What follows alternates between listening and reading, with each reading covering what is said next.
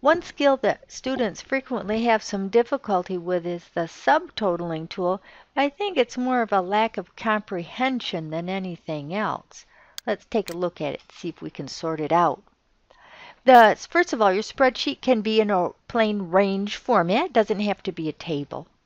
The purpose is to sort by some column, and then in other columns you'll get some intermediate or staged statistics. There typically is some, but it could be anything. So what you do first is pre-sort by that target column, whatever column you want to be the one that will show the separated values.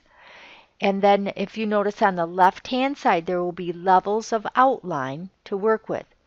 This is important though. When you read instructions that tell you what you're going to do, the instructions are in the reverse order. And this is not only important here, but also when we do queries in Access. So the instructions might say, show the sum of incomes, and see what the book wants, incomes, instructor fees, and profit and loss by instructor. When you see that word by something, that means you have to flip the order of them. So if you see my arrows there on the screen, that means first you sort by instructor, and then you'll show the incomes. Their little form makes it easy to do that, but we have to do the same thing with Access. And so if you learn that word by, I think you'll find it very helpful as you go into other areas and more complex tasks. And you see that we have all of an instructor together. And let me find a place to write here. We're supposed to sort. We're supposed to get the sum of blah, blah, blah fields by instructor. So that means we're going to sort, pre-sort, sort by instructor. That's the first thing. And that's going to be up on the Data tab. And we'll just do a plain old sort. To do all this, the cells need to be the same size.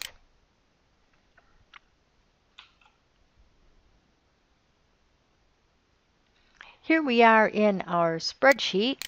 It's in range format. I could select the whole thing before I started, but I think I'm not going to, so you can see what happens. If this cell had been blank, which it originally was, then the computer would have no problem. However, since I wrote in that blank cell, it doesn't know where the spreadsheet starts. So I'm going to show you this wrong way, just so that when you get that error message, well, it's a warning message, sometime in the future, you won't be surprised. Now that I've clicked in the table, in the spreadsheet here, the range, I notice that I have a blank row here above the heading, the column headings. If you don't have a blank row in there, the computer will be quite confused and you'll need to select all of the cells by hand because you confuse the computer. But I took that little comment out. You notice it's gone? Okay, I took it out.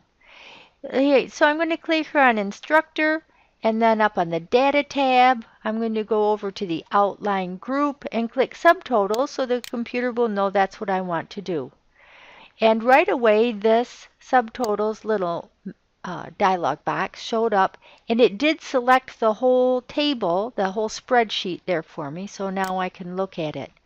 And it says, at each change in something, use such and such a function to add subtotals to columns blah, blah, and blah.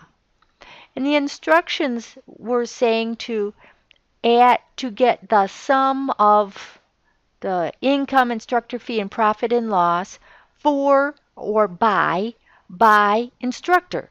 So I'm going to have to pre-sort by instructor, aren't I?